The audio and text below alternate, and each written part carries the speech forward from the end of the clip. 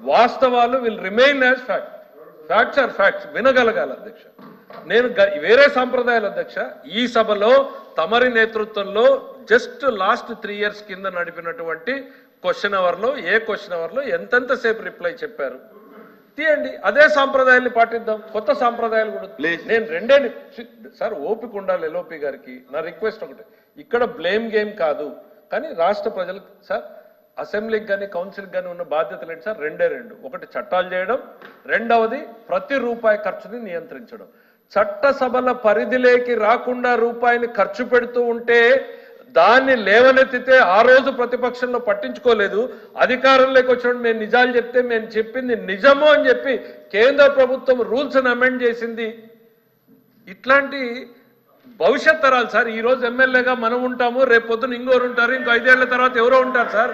రాష్ట్ర ప్రభుత్వ ఖజానాని వస్తాను సార్, వస్తాను ప్లీజ్. అరే మీరు అడిగిన ప్రశ్నలకే కాదు, ప్రతి సభ్యుడికి హక్కు ఉంది, ఆ సభ్యులకు కూడా తెలియాలి.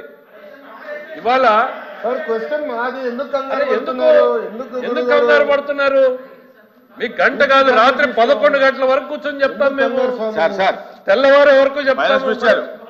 మీరు ఆలోచించాలి, వాళ్ళకి చెప్పాలి సార్. అది చెప్పాలి సార్. ఇది అన్యాయం. వాళ్ళకి చెప్తాం, మీకు చెప్తాం. అది కాదు, ఇది ప్రశ్నోత్తరాల సమయం కాబట్టి బ్రీఫ్ చేయమని అడుగుతున్నాం. అది వాళ్ళ క్వశ్చన్ కి ఎక్కువ టైం, మా క్వశ్చన్ అధ్యక్ష. ఎవరికైనా ఒకటే, ఎవరికైనా ఒకటే కండిషన్ పెట్టండి. ఒక విషయం అండి, వాళ్ళు వేరు మీరు వేరు అనేది కాదు, అందరూ సభ్యులే. చాలా సంతోషం సార్. రేపటి నుంచి ఒక కండిషన్ పెట్టండి సార్. మంత్రులు 3 నిమిషాలు సమాధానం చెప్పాలేనండి. 3 నిమిషాల్లోనే చెప్పుకోవచ్చు. 1 నిమిషంలో చెప్పండి, 1 నిమిషంలోనే చెప్పుకోవచ్చు. అలా ఎందుకు పెడతారు సార్? మరి ఎట్లా సార్? మాకు నచ్చింది మాత్రం వింటాము, నచ్చింది వినము, మేము సంఖ్యాబలం ముందు అరుస్తాము అని అంటే ఎట్లా కుదురుద్ది సార్? సార్ నేను ఒకటే మళ్ళీ రిపీట్ చేసేది ఒకటే సార్. నేను కన్క్లూడ్ చేసే ముందు రిపీట్ చేయాలనుకుంటున్నటువంటిది ఒకటే సార్. ఈ రాష్ట్ర అరే దయచేసి సమన్వయం పాటించాలి. ఎందుకు సభ జరగలేమండి? నా ఇది బ్యాడ్ ప్రాక్టీస్. మంత్రి గారు చెప్పండి. కూర్చోండి, దయచేసి కూర్చోండి. ఇప్పుడు వాళ్ళు మాట్లాడుతుంటే మీరు మాట్లాడితే వాళ్ళకి మీకు తేడా ఏం లేదు కదా. ఏముంది మీరు అడగటానికి ఎలాగా? కూర్చోండి. గౌరవ సభ్యుడు అడిగిన దానికి రిప్లై చెప్తున్నాను సార్. నేను మళ్ళీ కూడా చెప్పేది ఒకటి, కమిటీలు కూడా చెప్తాను సార్, వినే ఓపుకుండాలి. నేను అడిగింది ఒక్కటే, ఈ రాష్ట్ర ప్రభుత్వానికి తెలియకుండా రూపాయి ఖర్చు పెట్టారు. ఎట్లా ఖర్చు పెట్టారు అధ్యక్ష?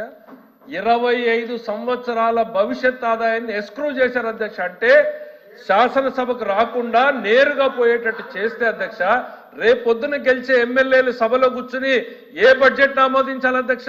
ఈ ప్రభుత్వం కూడా అనుకోండి 3 లక్షల కోట్ల రూపాయలని సేమ్ పాలసీ అవలంబించామనుకోండి, రేపు పొద్దున ఎమ్మెల్యేలుగా గెలిచే వాళ్ళకి చట్టసభలకి ఇంకా ఏమాత్రం విలువ లేదు అధ్యక్ష. ఇట్స్ ఎ బ్యాడ్ ప్రాక్టీస్ అనేటువంటిది ఆ రోజు చెప్పాము. బ్యాడ్ కాదు, రాజ్యాంగ విరుద్ధం అనేది మేము చెప్పింది నిజం అని చెప్పి కేంద్రం సవరణలు తీసుకొచ్చింది. ఇది వాస్తవం అధ్యక్ష, దిస్ అ ఫ్యాక్ట్. ఇంకా కమిటీ వెళ్ళి చట్టాన్ని చదువుకోవాలనుకుంటే నేను ఒక పని చేస్తాను అధ్యక్ష, వాళ్ళకి ఇంట్రెస్ట్ ఎవరన్నా ఉంటే రమ్మనండి, డాక్యుమెంట్స్ ఇస్తాను. కమిటీల గురించి వస్తే రేపో ఎల్లుండో అవతల ఎల్లుండో మనకు 3 ఫైనాన్షియల్ కమిటీస్ ఉన్నాయి, స్టాట్యూటరీ కమిటీస్ ఉన్నాయి, పిఏసి ఉంది, పిఓసి ఉంది, లేకపోతే ఎస్టిమేట్స్ కమిటీ ఉన్నాయి, మిగిలిన కమిటీలు పడతాయి. డిస్కస్ చేయండి. ఎవరొద్దన్నారు? కమిటీలకు ముందు యు ఆర్ ఎంటైటిల్డ్. సభ్యులుగా మీకు హక్కు ఉంది. ఆ రోజు పిఓసిగా సింగిల్ మెంబర్గా ఉన్న నేను అడిగితే నా కోఆపరేట్ ఆ రోజు ప్రభుత్వం చేయలే. కానీ హియర్ ఆర్థిక శాఖ మంత్రిగా నేను చెప్తున్నా, ఈ ప్రభుత్వం ట్రాన్స్పరెంట్ గా ఉంటాం. ఈ చట్టసభలు అడిగేటువంటి సమాచారాన్ని కమిటీలకు అందించి తీరుతాం మేము. ఎందుకు మీరు అంత ఉలికి పడతారు? We're not here for a blame game. మా లోకేష్ గారు కానీ మా ముఖ్యమంత్రి గారు కానీ ఒకటే చెప్పారు, గత ప్రభుత్వ విధానాల్ని తిట్టడమో తప్పు పట్టడమో కాదు, కరెక్టా కాదో చూడండి, కరెక్ట్ అయితే కంటిన్యూ చేయండి, లేదంటే సరిదిద్దండి అనేటువంటి విధానంలో పోతున్నాం అధ్యక్ష. ఇది అధ్యక్ష, సభ్యులు అడిగినటువంటి సమాధానాలకి తమరు ఒక డైరెక్షన్ ఇవ్వండి అధ్యక్ష. ఇట్లా ఇంటర్ఫియరెన్స్ కరెక్ట్ కాదు. 2 నిమిషాల్లో ముగించమంటే క్వశ్చన్ ని 2 నిమిషాల్లో ముగిస్తాం, అరగంట నడపండి అంట. కానీ ప్రశ్నకి మాత్రం తేడా చూపొద్దండి. Okay, thank you. Question number 13592 minister for energy.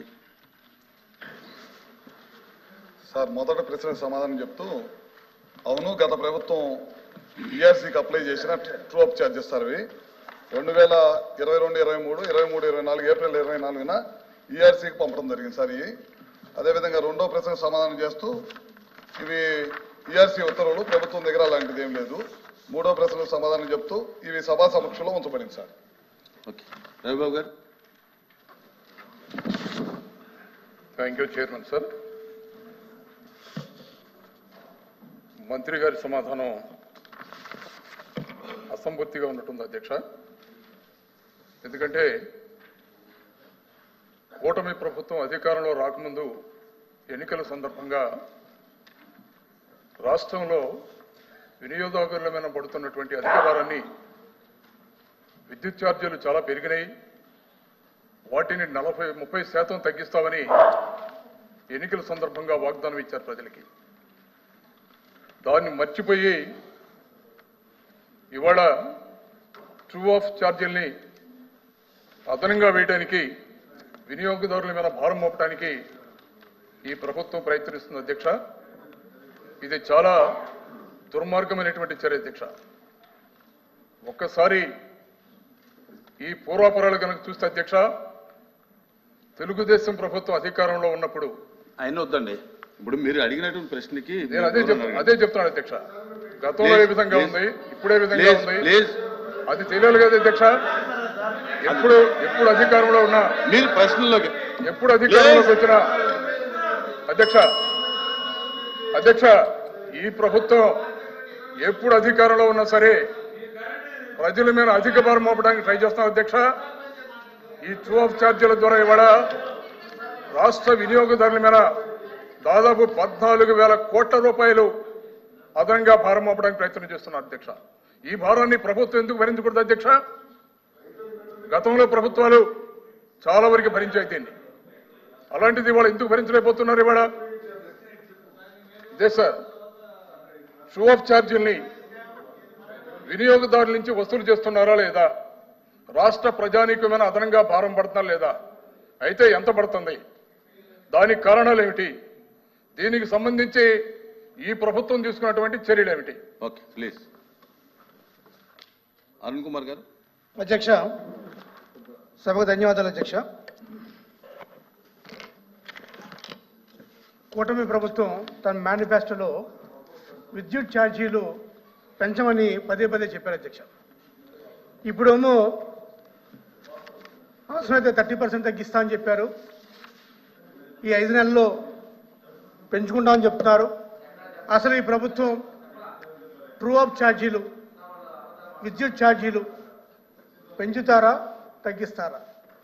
తగ్గిస్తారంటే కనుక మంచిది. మీ మాట మీద మీరు నిలబడ్డారు, మేనిఫెస్టో ప్రకారం మీరు నడుచుకున్నారు. ఒకవేళ మేనిఫెస్టో ఉంది సార్, ప్లీజ్ మేనిఫెస్టో ఉంది. ఒకవేళ మేము చెప్పిన మేనిఫెస్టోలో కానీ మేము ఎన్నికల హామీ కానీ ఆ హామీ మీద మేము నిలబట్టలేదు, విద్యుత్ ఛార్జీలు పెంచుతామని చెప్పి ప్రజలకు క్షమాపణ చెప్తారు. Okay please.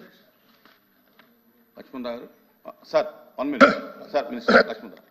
అధ్యక్ష, ట్రూ ఆఫ్ ఛార్జీలకు సంబంధించి నూతన ప్రభుత్వం ఏర్పడ్డాక తొలి దశలో 6,000 కోట్లు, అలాగే మరో 11,000 కోట్లు, మొత్తం 17,000 కోట్లు పెంచడానికి, వసూలు చేయడానికి నిర్ణయించిన మాట వాస్తవమేనా? ఇది ప్రజలపై భారం పడే విషయం కాబట్టి రాష్ట్ర ప్రభుత్వం ఆలోచన ఉంటే విరమించుకోవాలని మీ ద్వారా మంత్రి గారు కోరుతున్నారు. మినిస్టర్ గారు. సార్ రవిబాబు గారు, అరుణ్ కుమార్ గారు, లక్ష్మణరావు గారు వివిధ ప్రశ్నలు వేశారు. సో ఈ ప్రశ్నలు వేసే ముందు అసలు ఈ ప్రశ్న మీరు వేసేది కాదు సార్. ఎందుకంటే మీ ప్రభుత్వం అధికారంలో ఉన్నప్పుడే ట్రూ అప్ ఛార్జెస్ని మీరు వేసి ఈఆర్సీకి పంపించారు. ఏప్రిల్ 24 మీ ప్రభుత్వం అధికారంలో ఉన్నప్పుడు వేసి మళ్ళీ ఇక్కడికి వచ్చి ఏం తెలియనట్టు ట్రూ అప్ ఛార్జీల గురించి మాట్లాడటం చాలా బాధాకరమైన విషయం. మొదటగా మీరు ఒక్కసారి వాస్తవాల్లోకి వెళ్తే, మీరు ఒక్కసారి ఒక నిమిషం మీరు ఒక్కసారి